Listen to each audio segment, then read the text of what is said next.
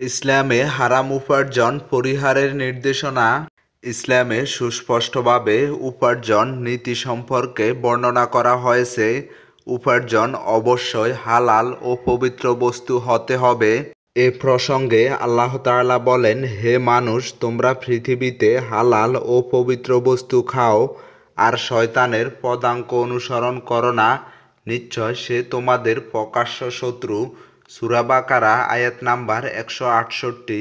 হারাম উপার্জন দুর্ভাগ্য ও বিপদ ডেকে আনে। হারাম উপার্জনে তাওয়াক্কা না করায় ফলে সমাজে চুরি, ডাকাতি, ছিনতাই, রাহাজানি, সুদ, ঘুষ, জুয়া, প্রতারণা, মজুতদারি অর্থাৎ আত্মসাৎ, অন্যায়ভাবে মানুষের সম্পদ গ্রাস করা সহ বিভিন্ন ধরনের অপরাধ ছড়িয়ে পড়েছে। এ বিষয়ে মহানবী সাল্লাল্লাহু আলাইহি ওয়াসাল্লামের ভবিষ্যদ্বাণী আছে। রাসূলুল্লাহ সাল্লাল্লাহু আলাইহি ওয়াসাল্লাম বলেছেন, মানুষের কাছে এমন এক সময় আসবে যখন মানুষ উপার্জনের ক্ষেত্রে হারাম হালাল বিবেচনা করবে না। সহিহ বুখারী হাদিস নাম্বার 2059। হারাম উপার্জনের কারণ: অন্তরে আল্লাহর ভয় না থাকা। হারাম উপার্জনে লিপ্ত হওয়ার অন্যতম কারণ হলো অন্তর থেকে আল্লাহর ভীতি দূর হয়ে যাওয়া। আল্লাহর ভীতি মানবাত্মাকে হারামে পতিত হওয়া থেকে রক্ষা করে আর আল্লাহকে লজ্জা করে। অন্যায় কর্ম ত্যাগ করাই হলো প্রকৃত লজ্জা।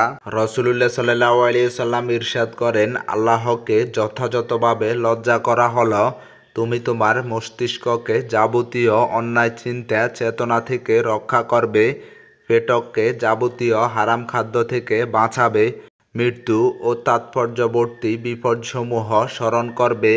আর যে পরলৌকিক সফলতা কামনা করে সে যেন পার্থিব চাকচিক্য পরিত্যাগ করে। আর যে ব্যক্তি এসব কর্মকাণ্ড সম্পাদন করবে সেই যথাযথভাবে আল্লাহকে লজ্জা করল। তিরমিজি হাদিস নাম্বার 2458। দ্রুত বড়লোক হওয়ার বাসনা: কিছু মানুষ দ্রুততার সঙ্গে অর্থ উপার্জনের চেষ্টায় থাকে। যে কোনো উপায়ে তারা আয়ের ব্যবস্থা করতে দ্বিধান্বিত হয় না, সুতরাং অল্প সময়ে বেশি উপার্জন করাই তাদের অভীষ্ট উদ্দেশ্য ও ঈপ্সিত লক্ষ্য হয়ে থাকে, যার ফলে তারা আল্লাহর পক্ষ থেকে যে নির্ধারিত জীবিকা পেত তার সীমা লঙ্ঘন করে দ্রুত উপার্জন করতে চেষ্টা করে। অথচ পার্থিব জীবন ক্ষণস্থায়ী এবং বান্দার রুজি রোজগার ও আয় ব্যয়ের হিসাব আল্লাহর কাছে অবশ্যই প্রদান করতে হবে। রাসূলুল্লাহ সাল্লাল্লাহু আলাইহি ওয়াসাল্লাম বলেছেন, কিয়ামতের দিন আদম সন্তানের পা তার প্রভুর সামনে থেকে নড়বে না যতক্ষণ পর্যন্ত তাকে 5টি প্রশ্ন করা না হবে। তার জীবন কোথায় শেষ করেছে, যৌবন কোথায় জীর্ণ করেছে, সম্পদ কোন উৎস থেকে উপার্জন করেছে, কোথায় তা ব্যয় করেছে এবং জ্ঞান অনুযায়ী আমল করেছে কিনা। তিরমিজি হাদিস নাম্বার 2416। অতিরিক্ত অর্থলিপ্সা: হারাম উপার্জনের আরেকটি কারণ হলো মাত্রাতিরিক্ত লোভ ও অল্পতুষ্ট না হওয়া। আর অতিরিক্ত লোভের বশবর্তী হয়ে মানুষ চুরি ডাকাতি করতেও দ্বিধা করে না।